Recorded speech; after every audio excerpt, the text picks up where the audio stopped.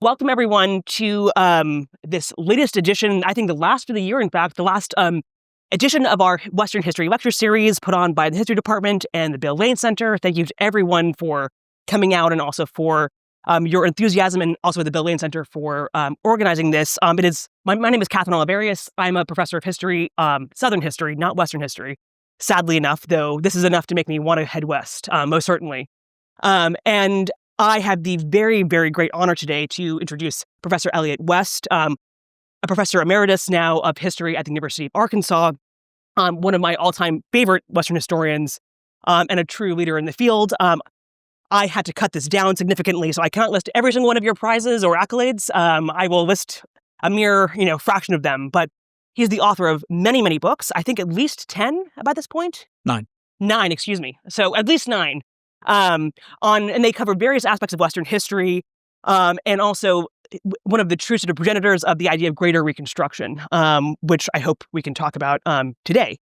His awards are numerous. For his 1998 book, The Contested Plains, West won the Francis Parkman Prize from the Society of American Historians, as well as the Ray Allen Billington Prize from the OAH for the best book on American frontier history.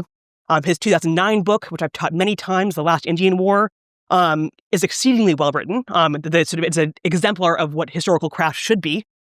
And his latest book, which I think we will hear some from today, Continental Reckoning: The American West in the Age of Expansion. This won the 2024 Bancroft Prize, and was also a finalist for the Pulitzer Prize in History. Professor West is also a true citizen of sort of Western history in general. He has been the president of the Western Historical Association. He's appeared in Ken Burns documentaries on Buffalo. And one more thing, just by way of introduction, this is very important to me, actually, as I think about sort of the university and higher education, and also what history does for, all of us today, that many, many, many people in Western history treat Professor West as, the sort of exemplar of Western history and American history in general. Richard White, one of our colleagues, now retired, has said that, Professor West is one of his favorite historians working on the West. My graduate advisor, Pekka Hämäläinen, who's a man of not many words, very taciturn.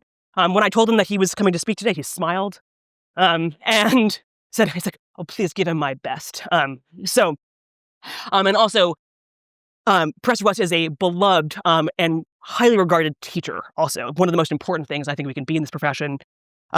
He has twice won the award from the University of Arkansas for the best teacher, and he was one of 3 finalists for the very prestigious Robert Foster Cherry Prize for outstanding classroom teacher. This is nationally in 2009. So please join me in welcoming Professor West. Thank you.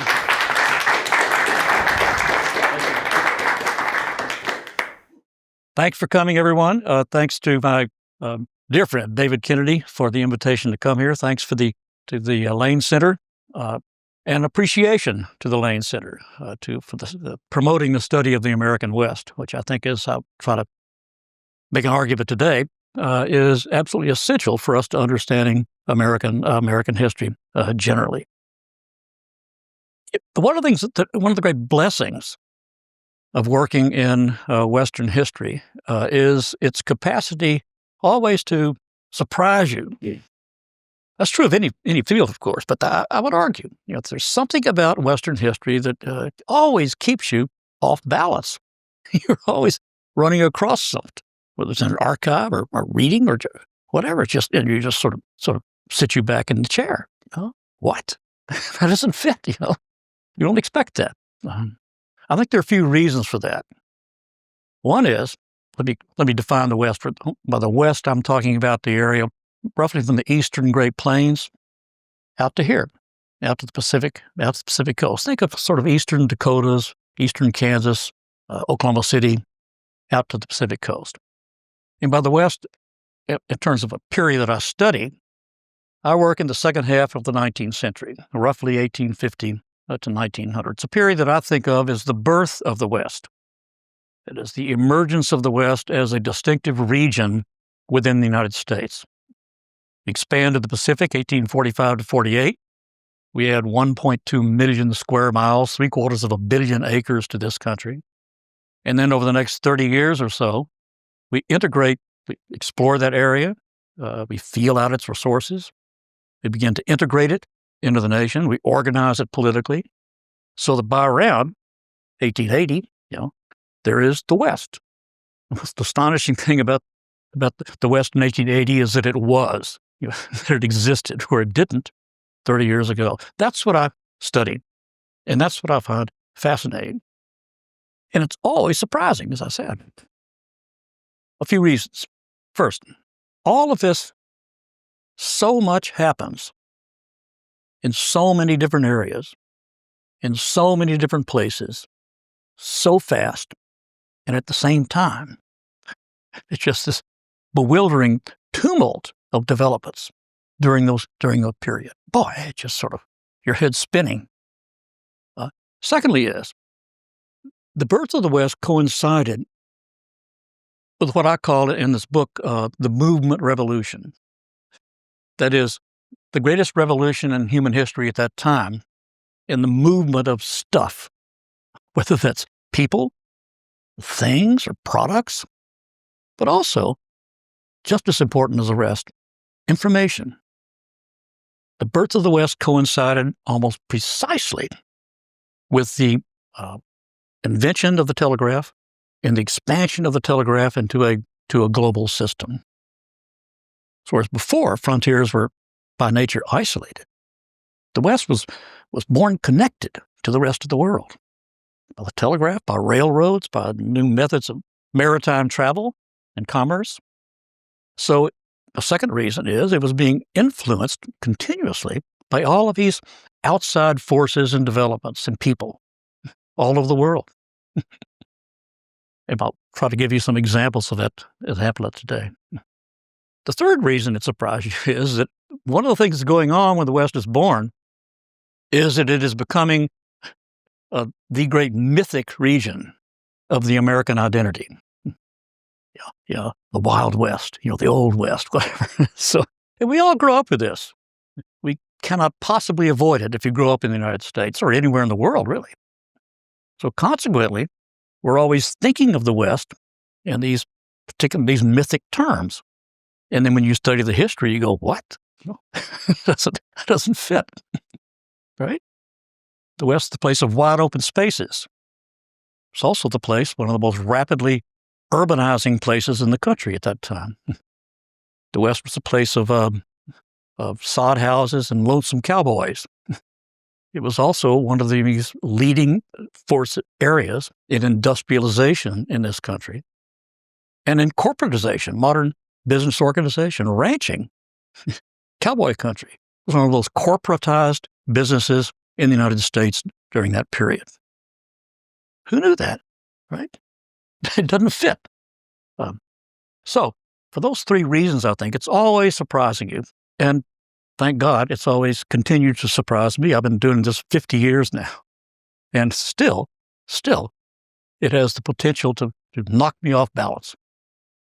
One of the things that I discovered in researching this book was that, again, this period we're talking about, 1850, 1900, globally, this was a period in which modern science was advancing rapidly, steeply, in field after field after field after field. Some fields were born during this period. Essentially, anthropology. It was no anthropology before 1850. Then by 1900, it's a field. Others making huge advances. And if you look at those sciences, time after time after time, the West was the most productive laboratory in each of them.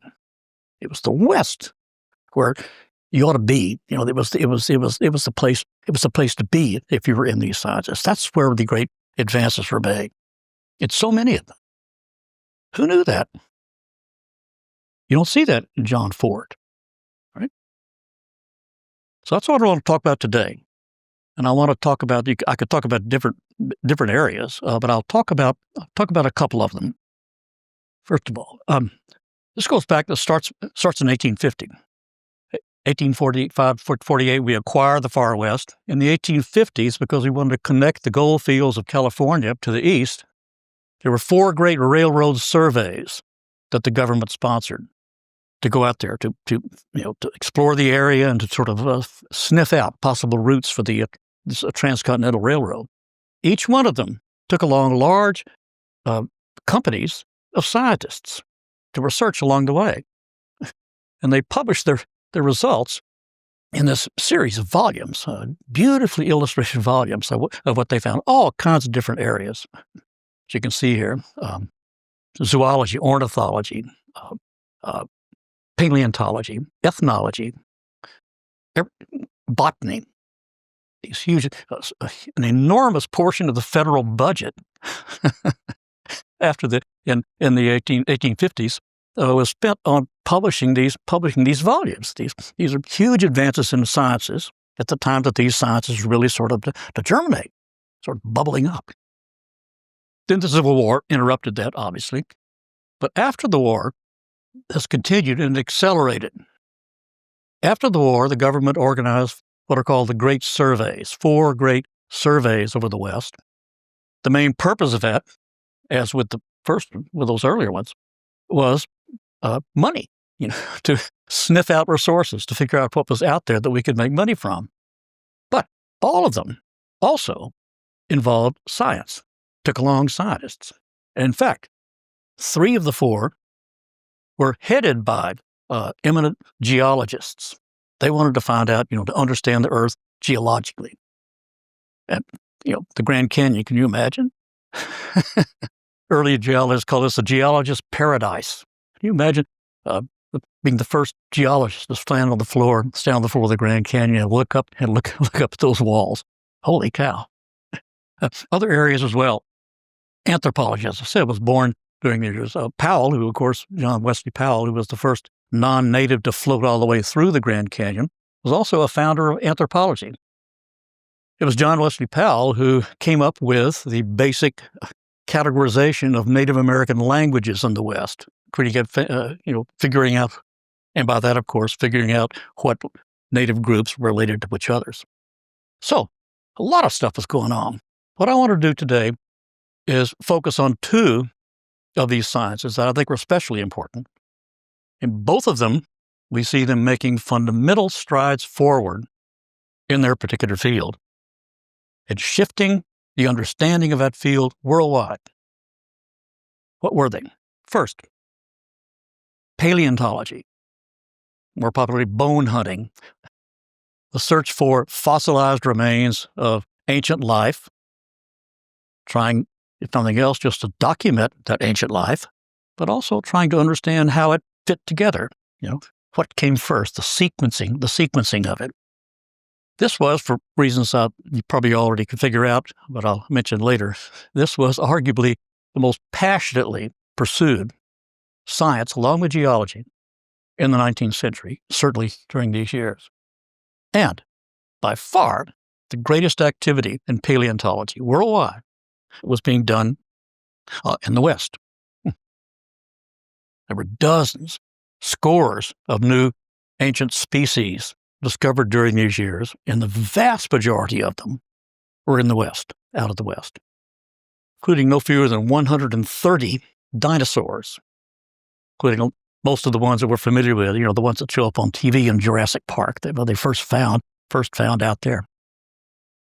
Well, I suspect that many of you are at least somewhat aware of this. This is it's a popular topic, pretty well known. The main reason for that is these 2 guys, Othniel C. Marsh, O.C. Marsh, and Edward Cope. Marsh was a professor at Yale.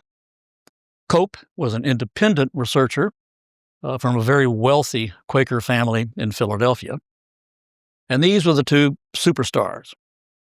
They were also incredibly bitter enemies and rivals, and that's why they're so well known. They're called bone wars. These guys competing with each other. It was good in the sense, but the more they competed, the more they found, of course. But you wouldn't believe it. Marsh tried to poison the water near some of Cope's camps.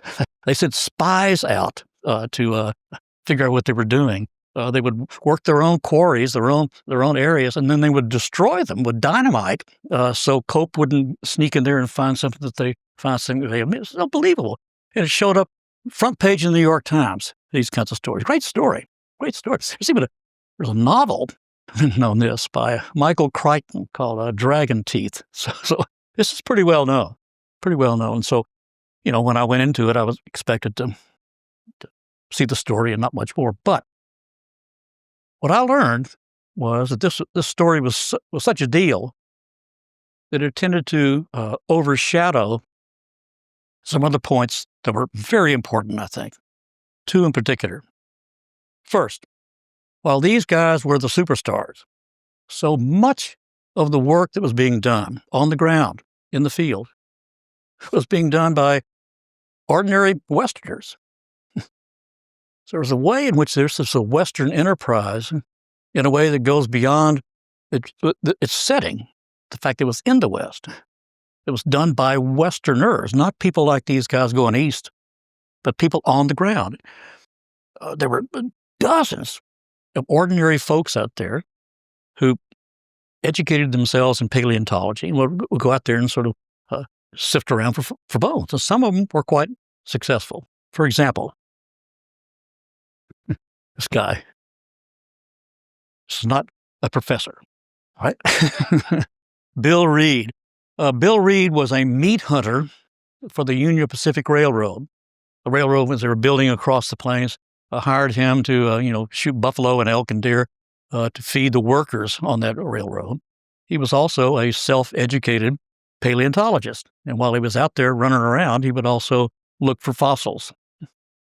And he found part of a vertebra, identified it correctly, sent a telegram, or letter rather, back to Marsh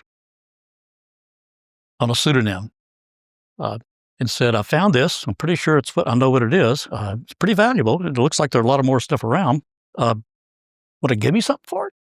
So he was, and Marsh said, yeah, I do. And paid him for it. And then ended up hiring Reed as his top field man out west. It was Reed who discovered the Como fossil beds, the Como quarries. That's where he make this first find there. This turned out at the time, this was the richest fossil bed in the West. And it was this meat hunter who discovered it. It was there that Reed discovered and excavated what's been called the most famous dinosaur skeleton in the world. This is the Carnegie Museum. This is a Diplodocus carnegii, known locally as Dippy. And it was Reed then. It was this meat hunter who found this and who excavated. He was helped by this guy, Arthur Lakes. Lakes was not a native Westerner. He had immigrated there. Arthur Lakes had become fascinated with dinosaurs while studying theology at Queen's College, Oxford, place that David and I know. He was a theology student. He graduated with a degree in theology. He went west because he was interested in going west.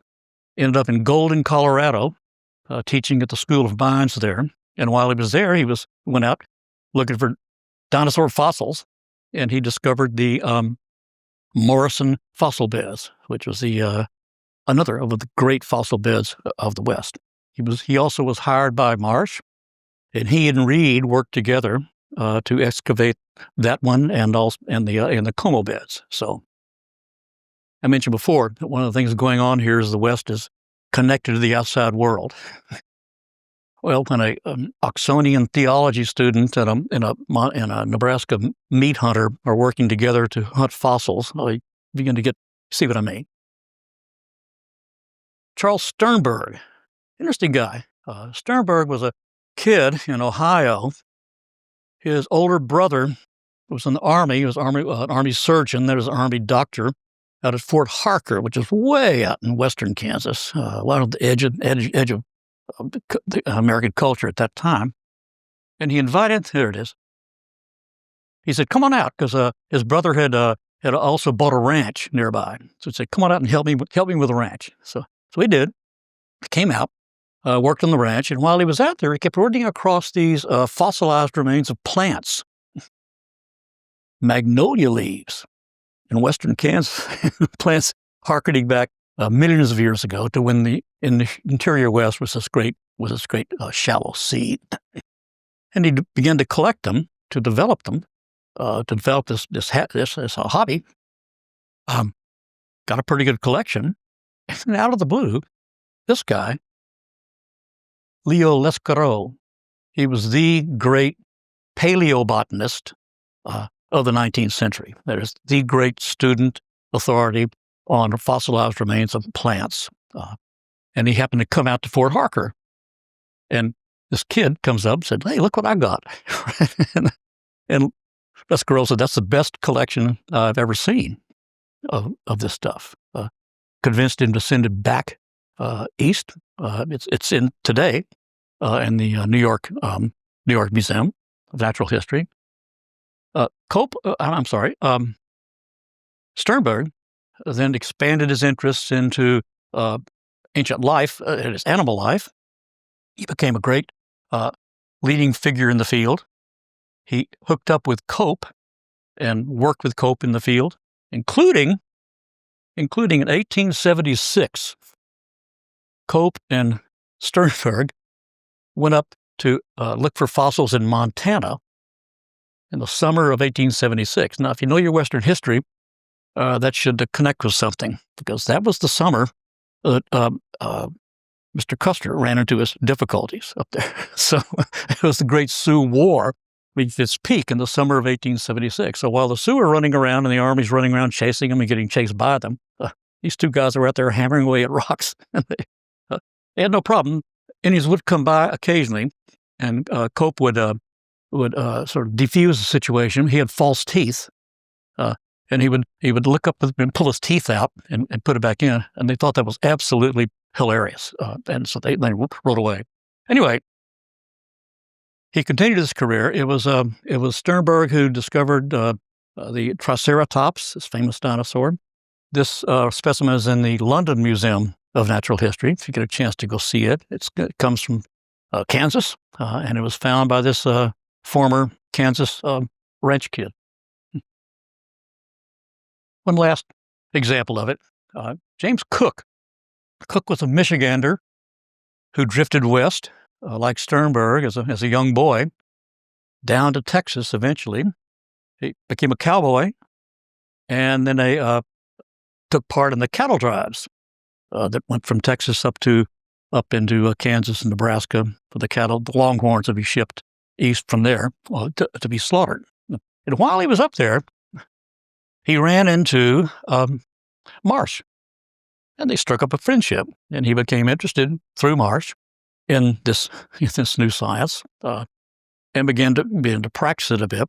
He kept going back from Texas and New Mexico up to Nebraska, and every time he did, he would run into these guys and others, and sort of swap ideas how to do this. Finally, he opened a ranch up in the Nebraska Panhandle, the Agate Springs Ranch. Among other things, he became close friends with the great Lakota chief Red Cloud. You might have heard to him. Introduced Red Cloud to Marsh. They became great friends. Things are coming together. And when he's on his ranch, he began to look around and found, in fact, it was rich in fossils. And he began to make new finds himself. There are a couple of fossil species, ancient species, that are named for Cook, in fact. And his ranch now is a national monument, the Agate Springs Fossil Beds National Monument, if you get a chance to go out there. So you get the idea. The first point that I learned was this was something that was done by all sorts of ordinary Westerners. It was a true Western passion during these years, not just a science that took place in the West. The second thing that struck me is that also I think gets obscured, is how significant the work being done out west was in the development in the work in the science of paleontology. Now, paleontology was hot. I'm sure you've guessed this It was a hot topic because it spoke directly geology and paleontology, spoke directly to the most impassioned debate and argument of that day. And that was, of course, the ideas of Charles Darwin and his Origin of Species and the argument of evolution by natural selection. This spoke to that. This in geology spoke to that in a variety of ways, starting with time, of course.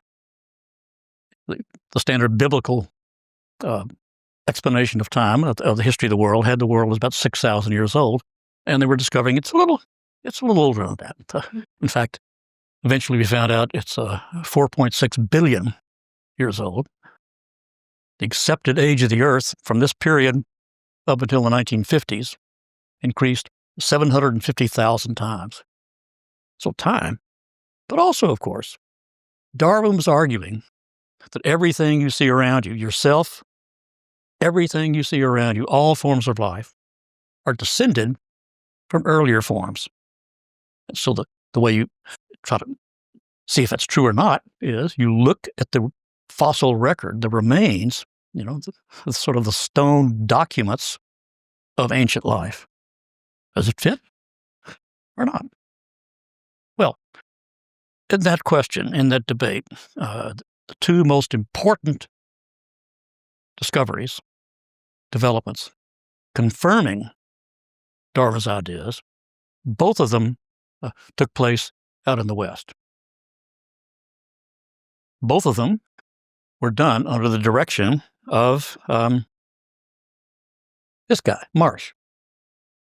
Marsh could claim both of them. There he is up in the center, trying to look very tough and Western.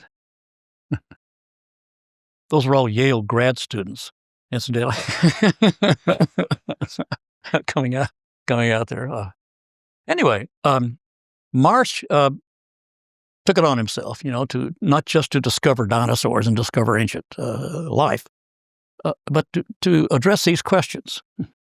Well, for one thing, here is, of course, the classic tree of life of Darwin. It's the basic idea of evolution by natural selection.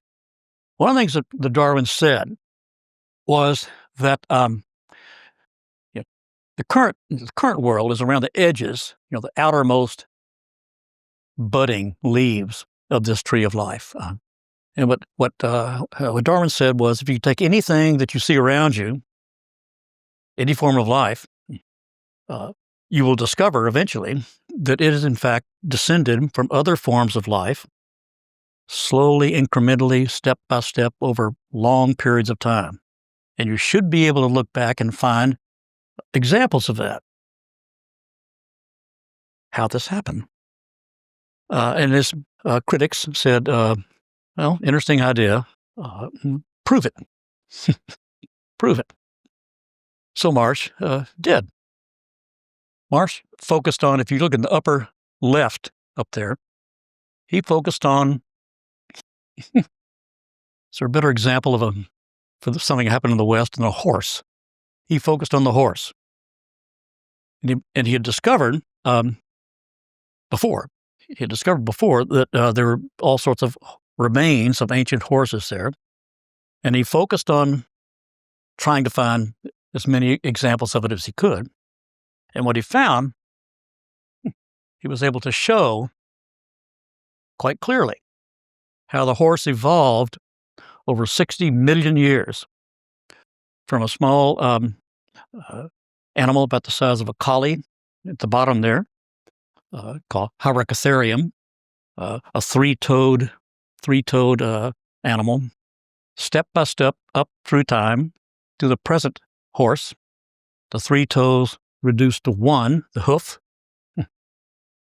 And this was just irrefutable proof, that these are all connected. This was a genealogy, the genealogy of this animal.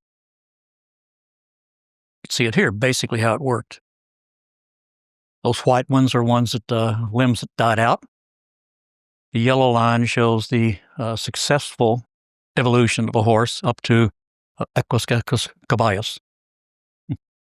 So the The critics said, prove it. Marsh did.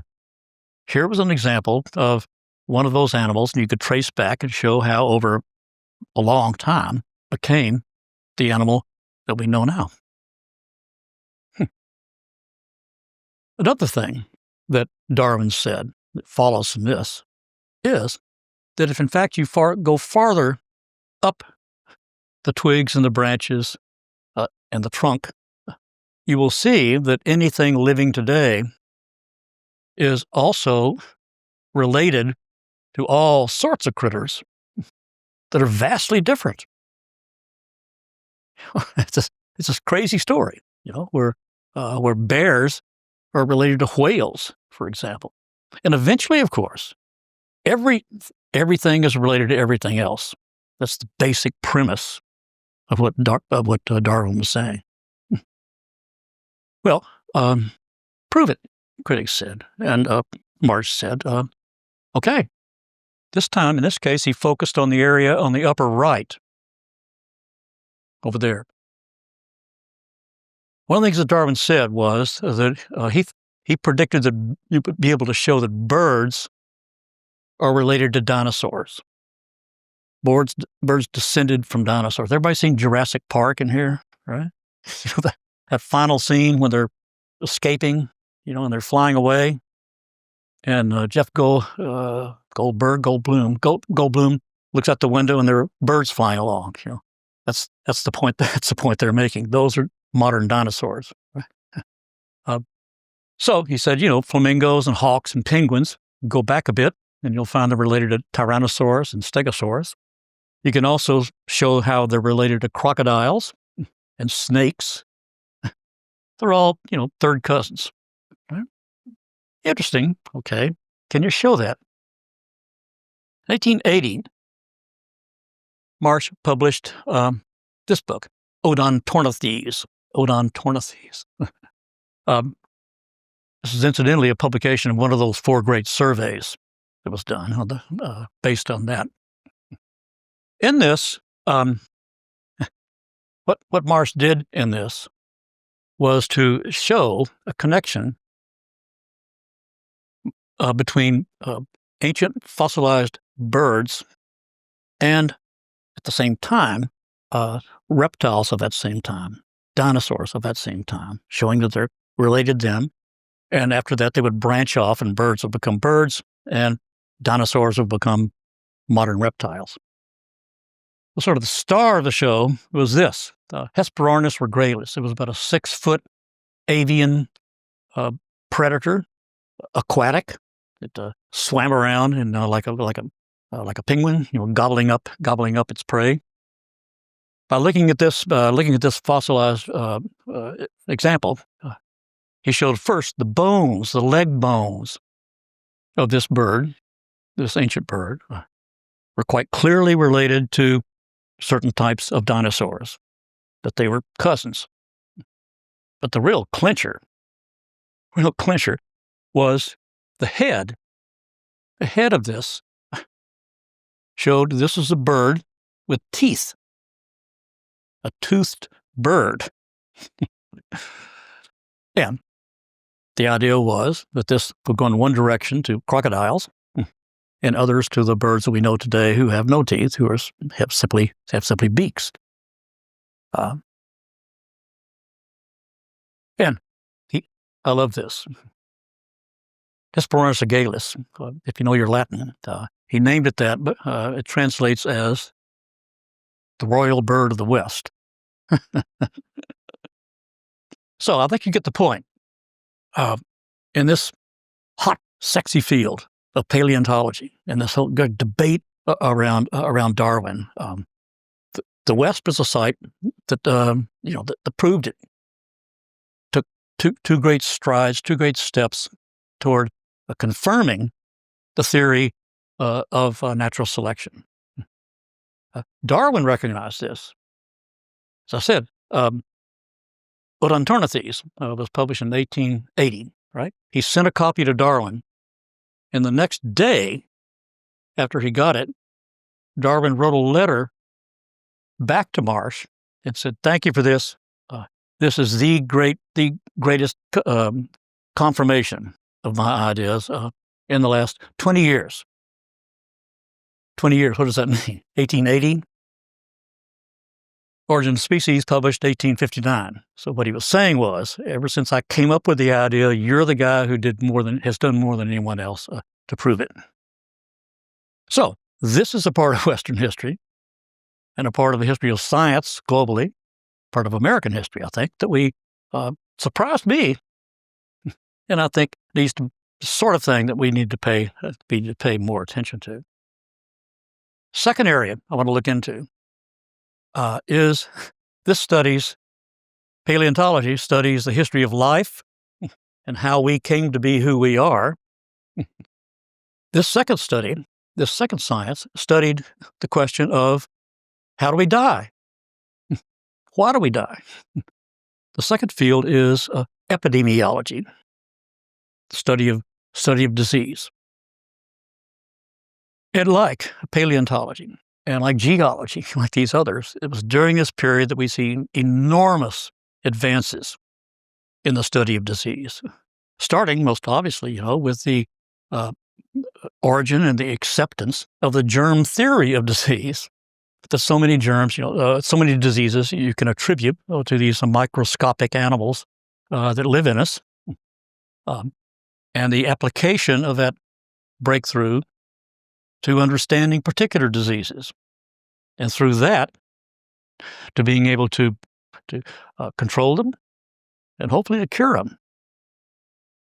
The two great guys, the two men who were most associated with this, Louis Pasteur on the left, Robert Koch, a Frenchman and a German, they were the great figures. They are the superstars of this particular science, and they made huge advances between them, and others following their lead. They discovered the cause, and through that, of course, the ability to make less likely to resist diseases like cholera. Figured it out. Anthrax, tuberculosis. They couldn't cure them necessarily, but they figured out what was happening, and through that, how to lessen the incidence of it. Cholera is transmitted by bacteria in the water, typically, so you keep the water sources clean.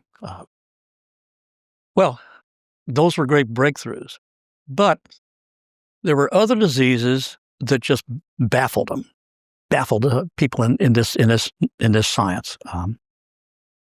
They couldn't figure out what was going on. Diseases like malaria, which then and today is one of the great killers of the world. Yellow fever, sleeping sickness, trypanosomiasis, plague. They tried and tried. Those were major diseases, but they couldn't crack it. They couldn't figure out what was going on. Well, it turned out that the key to this was connected to the West. The key to figuring this out was connected to the West. It was connected, of all things, with Texas cattle drives. Those famous drives. James Cook, remember, was on one of them. Those drives of Texas Longhorns after the Civil War, northward, up onto the Great Plains. At the end of the war, there was this enormous demand for beef in the Northeast. But the beef supply there had been largely exhausted by the need for troops, meat for troops in the Civil War. South was devastated, obviously. So, the greatest supply of beef was in southern Texas, the famous or infamous Longhorns.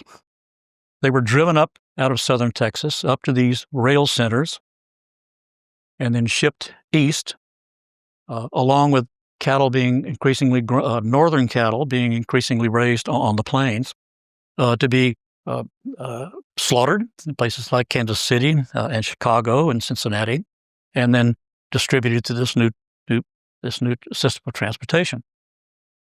This was, in other words, what we see here is the emergence of one of many examples of the Gilded Age of a new national and then international business enterprise.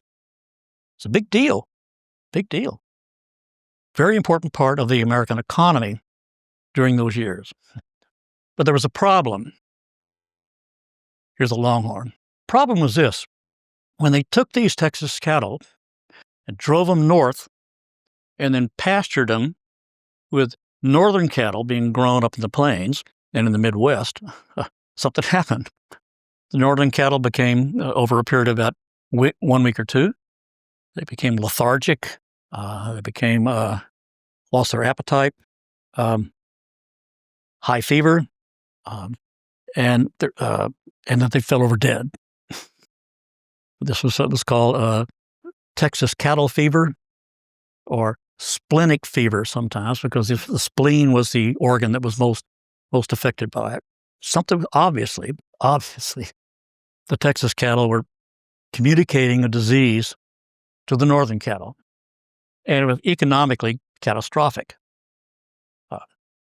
Estimated $60 million a year of those dollars was being lost by this fever. So the government, 1884, the government formed something called the Bureau of Animal Industry, which was designed to deal with animal diseases that were bad for the economy. They hired this guy, Theobald Smith, to take on what was, I think, at the top of the list, and that was Texas fever. What's going on here? Smith partnered with a guy named F.L. Kilburn, and they set out to figure this out. What was going on? First thing he did was to identify the microbial agent. It was a parasite in the blood of these Texas cattle that was then transmitted somehow to the northern cattle, and it was this parasite, once the northern cattle were infected, that killed them. This was the villain of the piece. But of course, that just starts to answer the question, how in the world does that work? Why does it kill them? And above all, how does it move from one cow to the next? And how do we stop it? And they couldn't figure it out. They tried all kinds of experiments. They couldn't figure it out. So finally, they adopted this radical new method of research to figure out what was wrong with the cattle. They asked the cattle men. If you figure out what's wrong with a cow, you ask a cowboy, right? And when they did, these people kept saying, it's the ticks. Mm. I'm a fifth-generation Texan. Let me give you an it's the ticks, right? So they said, that makes no sense whatsoever. How do you mean? They said, well, believe me, something to do with the ticks. Well, they said, okay, maybe. We've tried everything else. See if we can fix. So they looked inside the ticks, and sure enough, the parasite was inside the ticks. All right, big breakthrough. We gotta figure out, to make sure. Oh, this is great. To confirm that it was the ticks. Here's what they did. They took a bunch of Texas Longhorns, and they put them into two different groups. Right? They went to one group, and they left one group alone. They went to the other group, the second group, and then Smith and Kilburn went into their pasture and methodically picked every tick off every cow. Thus, the tick pickers of the title. Now, that's a pretty disgusting thing to do, right? Especially if you know anything about the ranching industry. Longhorns are basically half wild animals. They do not like people, and now you're coming up on them and picking these little animals off each one. It got hurt a little bit, right? But they did it. So now they had these two groups of Longhorns, one full of ticks, the other one tickless. Then they pastured northern cattle with each group. Sure enough, the ones who were pastured with the animals with ticks dropped over dead. The ones who pastured with the tickless Longhorns were just fine. till they got to the slaughterhouse. Right? So this is, a brilliant maneuver for this. Perfectly sensible, logical. Made perfect sense, and it proved without question, that the ticks were somehow doing it. But how in the world was it getting from one animal to another? Ticks don't jump from cow to cow. A tick feeds on a cow, drops off and dies. Females lay eggs. Right? They don't go from one cow to the next. How in the world was it getting from one cow to the other? They tried all kinds of stuff. They gathered up handfuls of hay and fill them with ticks and fed them to the animals. Nothing doesn't happen. Over and over and over. They couldn't figure it out. Well, so they said, one of them said, maybe it's anemia. So let's test that. The way you do that is you take ticks and you breed several generations of them, assuming, of course, that the ticks are getting the parasite by feeding on the cow, and once they have the next generation, that's not going to have, unless that generation gets on the cow, they're not going to have the parasite. So they bred 3 or 4, 5 generations of that, and then took the 5th generation, supposedly free of the parasite, and studied it. And they looked inside, and there was the parasite. That thing went, oh, that's how it works. What was happening here was the parasite had adapted to the tick. So the tick life cycle of the parasite just hitchhiked onto it. The tick would engorge itself on a cow, drop off. The female would lay eggs, 3,000 eggs per tick. And each of those eggs contained the parasite. And as the tick went through its different stages, larva, nymph, the parasite followed it. And then when the tick crawled up the leg of an animal and latched on, the parasite then was transmitted by the tick into the cow. Oh! Now, what this was, it was not just the discovery of a new, figuring out one more disease. What they did here was to discover an entirely second class of diseases, sort of diseases defined by their communication. All of those diseases they'd figured out so far, cholera, anthrax, those others, those are what are called crowd or contact diseases.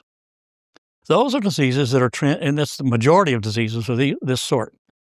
They're communicated directly from me to you, right? COVID, right?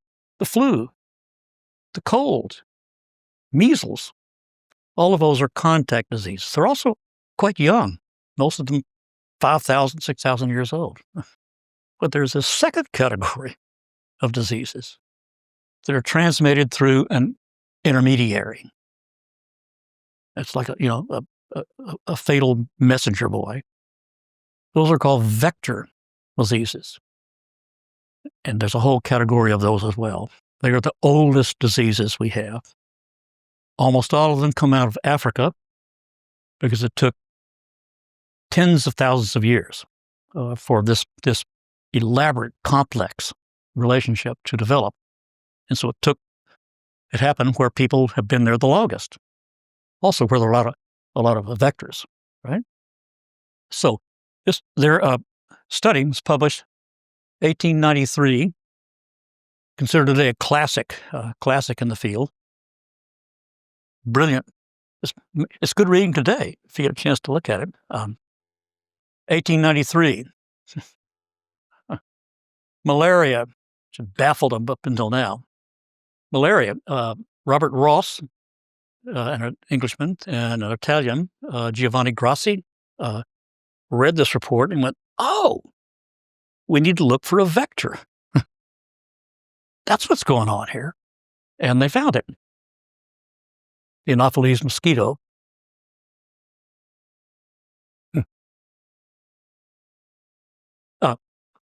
David Bruce, another disease. This is limited, thank God, to sub-Saharan Africa. Sleeping sickness, or trypanosomiasis. It's devastating for people. It's a kind of it attacks the brain. It also kills horses. So up until this time, there were no horses south of the Sahara in Africa because it's killed them. Well, this fellow, David Bruce, set out to solve this riddle. And he discovered, he said, "Oh, look for a vector." And he found it, with the tsetse fly. So what you see is these answers to this come tumbling out as soon as Smith and Kilburn show, in this case through cattle, not through people, show that there is this fundamentally other way in which diseases are communicated, and therefore this fundamentally different category of disease in this field. Well, some of them were left, of course. One of the great killers of the time, yellow fever. Yellow fever, which was devastating, not just in Africa and much of the tropical areas, also in the subtropical U.S. Yellow fever, devastating along the Gulf Coast, New Orleans and the Gulf Coast. I live in northwest Arkansas. Travel across the state, about 5 hours, and you're in Memphis. Memphis, in 1878, was the site of the worst epidemic in American history. It was a yellow fever epidemic, killed about 10,000 people. Absolutely devastating. So this is a great killer worldwide and even in the United States, especially in the United States, parts of the U.S. It also tied into American policy, military policy, because 1898, the Spanish-American War, we defeat Spain, we take Cuba as a possession, and when we station our troops there, we found the same thing that the Spanish did. They started dying off in huge numbers from yellow fever. It was yellow fever that prevented Napoleon from taking Haiti and Santo Domingo because it killed so many tens of thousands of his army there. So this was made outside possession in the Caribbean and the West Indies almost impossible. So the government said, "We got to solve this. We got to figure this out." So Washington asked the top medical authority in the United States, George Sternberg. He was the Surgeon General of the United States, the top doctor in the nation, and it was given to him to figure this out. If the name is familiar to you, George Sternberg was the brother of Charles Sternberg. Remember him? He was a ranch kid out in Kansas who became the great paleontologist. George was the older brother who invited him out there. And while he was there, George's new wife, quite young wife, died of cholera, and he dedicated the rest of his life to investigating the causes of these diseases and to try to do something about them in memory of his wife. And he rose to the top. He was the leading bacteriologist in the United States at that time. Interesting family, both of them coming out of this far western Kansas military post. Well, Sternberg looked around and he chose this young, promising medical officer, Walter Reed, to solve the riddle. As it happens, Reed had come out of the West. Reed had been stationed early on. He wasn't from the West. But he was stationed early on out in Arizona. Walter Reed, at one time, was Geronimo's doctor. Anyway, so he told Reed, go down there and figure this out. Reed did, went down there, and he struck up a friendship and a relationship with a doctor there, Carlos Finley. And Finley said, it's got something to do with this mosquito, Aedes aegypti, the so-called tiger mosquito or praying mosquito, as you can see reasons for both of them. They were all over the place. And Finley said, I just got a hunch, that this is the culprit. This is the vector. So they said, well, let's test it. So look what they did. Worked in the Walter Reed papers at the University of Virginia. And there's correspondence between Walter Reed, and Theobald Smith. At one point, Reed wrote Smith and said, could you send me a copy of that paper that you wrote? We don't know what paper it was, but it was after the publication of that. And he wrote some other papers. But, the point is, certainly Reed knew of this guy and knew of his work. So he set out to test this hypothesis of Finley. Look how he did it. On the right there, he built these two huts, screened huts, and he put two groups of soldiers in them, volunteers. One of them he put in this hut, and he made sure there were no mosquitoes in there. The other he put in this screened hut and introduced Aedes aegypti into it. Does that sound familiar? What he's doing, of course, is mimicking exactly what Smith and Kilburn did, to figure out about the ticks. They separated those two groups of cattle. He separated the two groups of soldier and introduced the possible vector to one, and keeping it out of the other. And sure enough, thank God nobody died, but the ones in the hut with the mosquitoes all came down with yellow fever. The others didn't. Clearly, that's it. That's it. Well, once you figure that out, you can't eradicate it. We've tried, incidentally. There have been, believe it or not, there have been efforts to eradicate all mosquitoes. Good luck with that. You can't do it. All they do, of course, by doing that, is they develop, through evolution, they develop resistance to whatever you're doing to try to kill them, the DDT or whatever. So it doesn't work, makes it worse, if anything.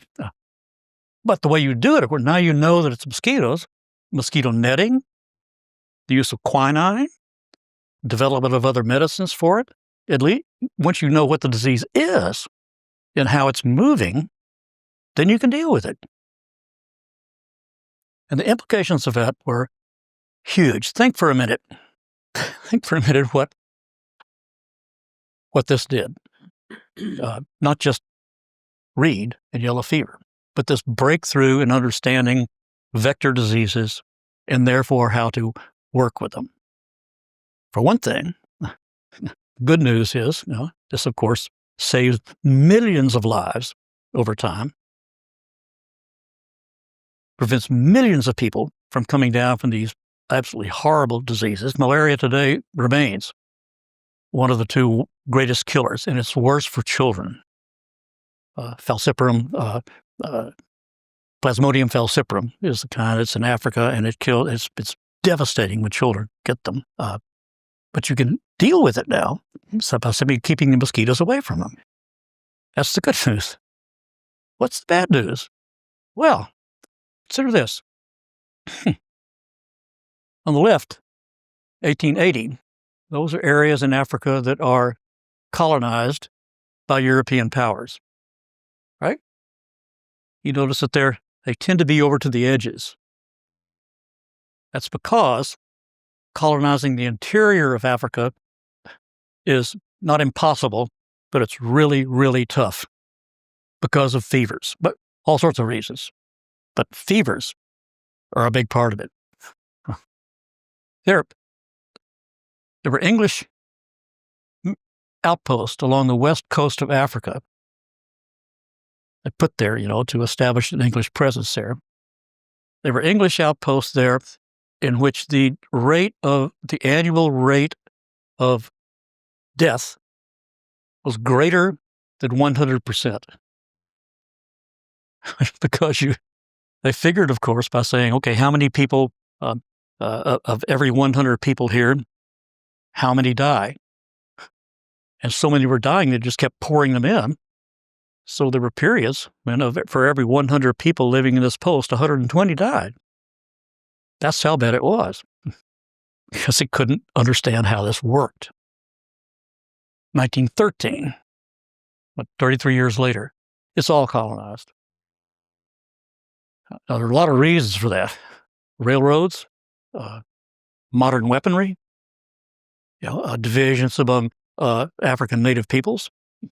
But without a doubt, one of the big reasons that opens up the interior of Africa to colonization and to conquest is understanding malaria and yellow fever. Once you can solve that riddle, then it's much more of a sort of an open way. What else follows this? Well, if you remember, earlier, France had attempted to build a canal across Panama, and they failed. They had to stop because of fever, malaria, yellow fever. United States, shortly after the turn of the century, they try now with this knowledge, and of course they pull it off. And the control of malaria and yellow fever is absolutely critical for this. So there's a way in which there is a connection. Speaking of the connections of the world, there's a way in which there's a connection between cattle drives and cowboys, the colonization of Africa, the emergence of American power in the Pacific, and so much more.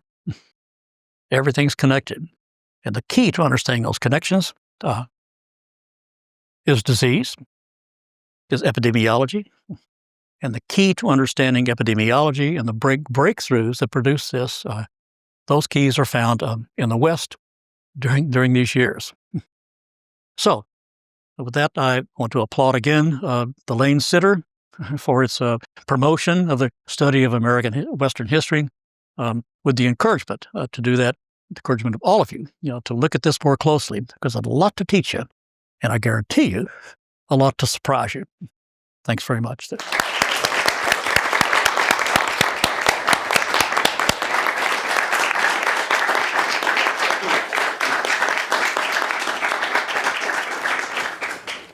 Somebody I thought you might mention but didn't is Lyell, because Lyell establishes the parameters of geological time, That's right, without which Darwin doesn't make sense. Exactly right. And it's just Charles Lyell, who was a great fundamental geologist of earlier in the 19th century.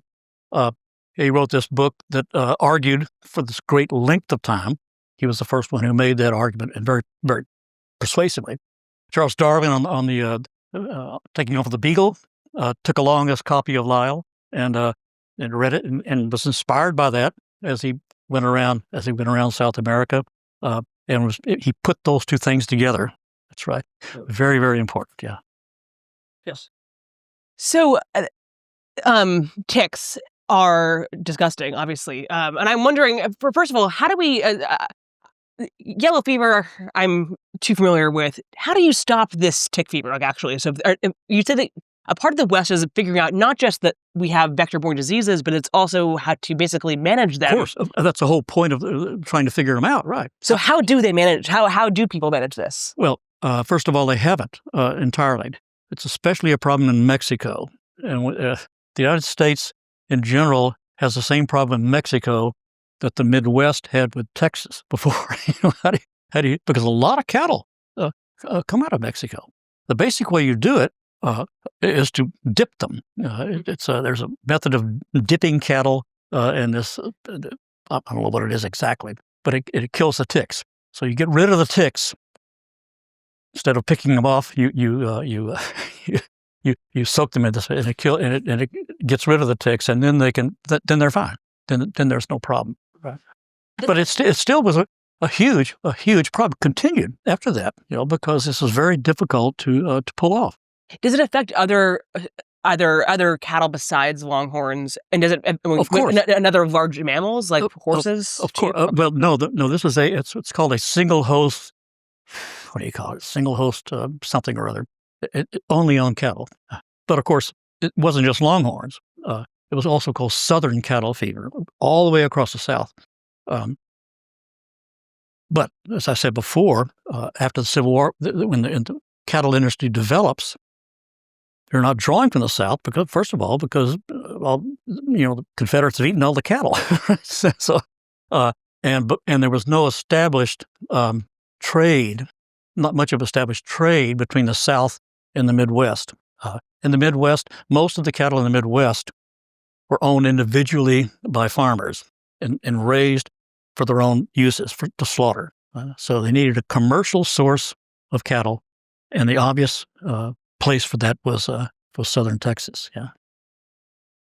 It's with ticks, the point you made. I was lecturing in class once on the Pacific Northwest and talking, and this is American Indian history, and about cultures up there or how important salmon was to them.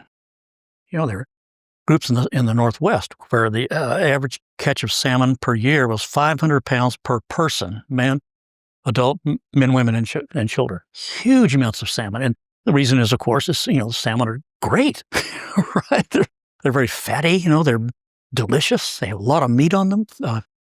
I'm sort of winding up, and I said, salmon are proof that God loves man.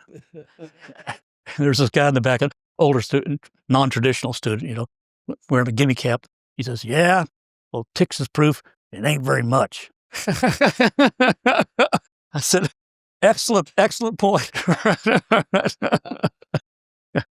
The questions? Yes, sir. So thinking about, you mentioned it's great that you have it on screen about with Marsh and all of her students dressed up in like this Western sort of gear. Yeah. I'm wondering if there was like a sense of Westernness among these people, how much it mattered that they were in the West, like physically to them or in the reception of their ideas. Very good. There was. There's some interesting characters. You ever heard of George Bird Grinnell? He was very famous. It became very close to the Cheyenne Indians. He became their great, but also a great figure in other areas. And Grinnell was, I don't know if he was in that picture, but he was one of the guys who came out with Marsh. But they fell in love with the West, not just of the West, but as much as anything with the idea of the West. And you read their letters that they send back, and they talk about rattlesnake. All these rattlesnakes around, and say something. One of them said something like, we get tired of the buzz of rattlesnakes. Or just God, we're so used to this. We're so Western. So it's yeah.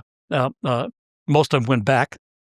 The Yale students. Some of them stayed there or came back later. The Crichton novel, Dragon, it centers around a Yale student who goes out west with Marsh. Yeah. Yes, sir. You mentioned a couple times the role of government funding these expeditionary troops and then the cattle. I'm wondering, were those some of the first times that government did fund scientific research in the country, and was it happening in other parts of the country as well, or just out west? It was happening across the country, and this was not the first time. If you look back to Lewis and Clark or other expeditions out there earlier, it was being done. But it is without question this huge surge of government support. So much of this ultimately is government funded. And it's one of many ways in which, again, the mythic view of the West can trick us. We think of the West as the great cradle of American individualism, depend on your own. And it was, of course. People who lived out there had to be very tough, very independent. But the West, during these years being born, far and away received more government funding per capita than anywhere else in the government, in the country. The government was hugely important, in the developing West in so many, many different ways. These ways, of course, the railroad was funded by the West. The telegraph, funded by the government. So yeah, that's a great point. And thinking back to the 1850s, those volumes, take a look. I'm sure you have them here. Take a look at those. They were very impressive and very expensive. Yes. When I saw the compelling title of your talk, I thought about the disease Rocky Mountain spotted fever. I wonder if, I know that's a tick-borne. It's a tick-borne disease, right? Does that figure in your story too? I just think later it does. Sure. Rocky Mountain spotted fever is a tick-borne disease.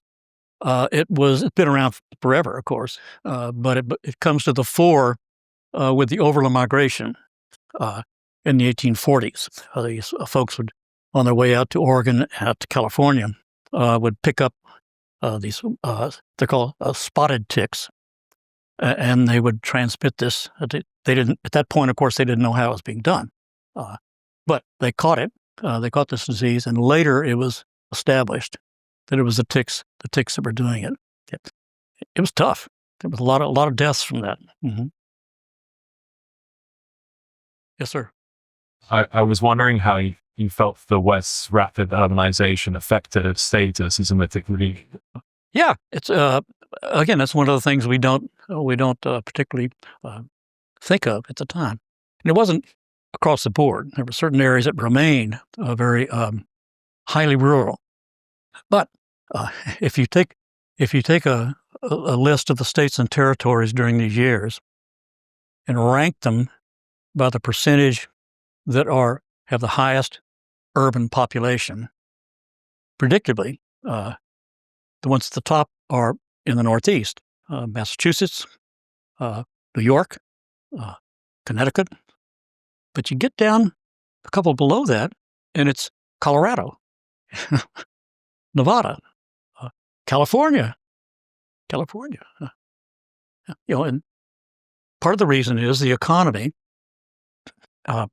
So much of the interior West and California, of course, is based on mining. And mining requires, concentrations of people. Others have to do with environment. Spend much time out in the West. You realize that the reason there's such wide open spaces is there's no water or anything. you gotta go where the resources are. Back then it was water. So people cluster around places where you can find adequate water sources. So it's there from the beginning, and it only increases. Today, the West, far and away, is the most urbanized section of the country. Westerners are city dwellers, as opposed to the usual image. Yeah. Yes, sir. So, one of the interesting things we bring up in our class on the American West is how many legacies are left behind of the 19th century and the contemporary period. Sure. And certainly the part of science that left a legacy in the West is engineering, but I don't see the tie here.